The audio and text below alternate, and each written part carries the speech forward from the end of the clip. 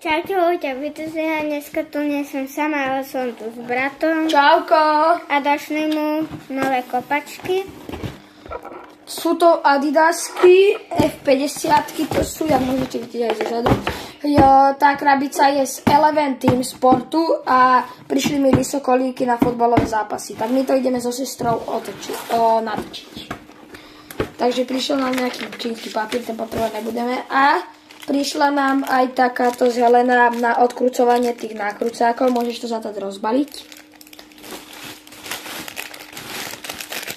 Tak, takto to nejak vypadá. Je tam znak, tady je logo Adidas. Tady sa to tak odkrúca, bolo to v tento balíčku tak zabalené. Tak to vrátime do neho, aby sme to nepoškodili. Podrž to. A už tu máme samotné kopačky. Sú to tie Adidasy. Je to druhá trieda lisokolíky, tak toto vypadá z boku. Má to také železné štuple. Podpätky. Môžete počuť? Podpätky. Nejak takto vypadajú.